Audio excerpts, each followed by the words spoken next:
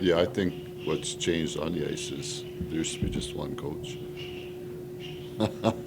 Now you go out there, and if you don't have your full team, there might be just as many instructors as there's players sometimes. Oh, that's probably the biggest change. I mean, when I first started coaching, it was me and one trainer. You did everything: the travel, the hotels, the but the first year that I coached in Saginaw in the old International League, I even painted the dressing room. So it's changed. Now it's, you got to have specialists. Deferral. Yeah.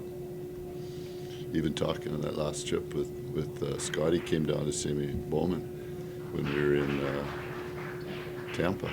We had a good visit before the game. We were talking about it, and when I was a young coach, and even though we were in the same division, uh, Scotty was Detroit and I was Chicago, and even though we were a bitter rival, we'd always, I'd talk to Scotty about the game because he was such a book, and we were talking about that about your staffs and how you've had to evolve or change.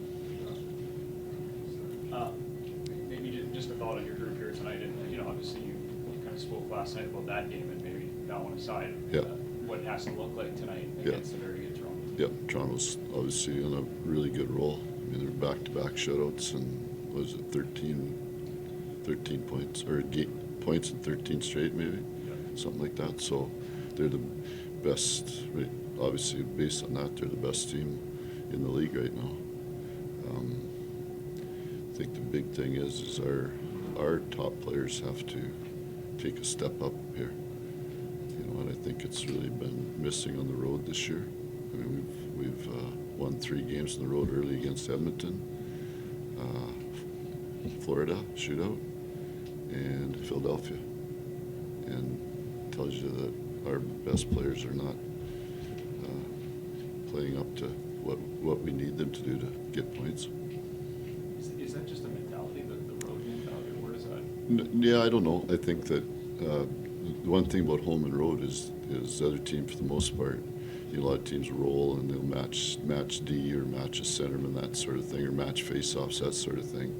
But still, your top players, guys that play even strength minutes. Last night's an anomaly because we took, what was it, seven minors, and that's the other thing. Our defense took 6. They're all just stick, right? So there's guys at the top end there that got to be better, and there's guys up front that got to be better. With a team like this tonight, and the weapons they have, obviously, power plays and limiting those stuff. Yeah, I think what Toronto, and I seen it last year too, and we played them early. Their top players, Matthews, Marner, and John was that before Tavares. But I think those guys have taken a whole another level in terms of their leadership and their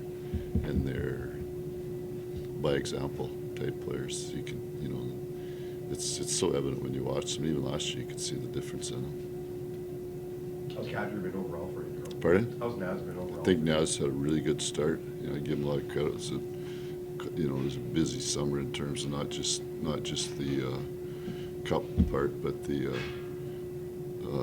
getting a contract in place and making those decisions with his family. So I think I give him a lot of credit. He came in, he had a really good camp, and probably his first 10 games he was really good for us. And then, it's funny, he talked to me because I'd seen this before with players winning cups, and then this very same thing, and then you kind of hit a wall at some point in there, and then so he had probably 10 games where he was really good, and then you could see it was fatigue in his game, and then the last 5 or 6 you could see it come back again. So hey, Naz that's a special type player. That's a guy that's got the intangibles that separate him. Well, this guy catalyst, right? Yeah, I mean you could say he's old school, but there's nothing old school about having a big heart.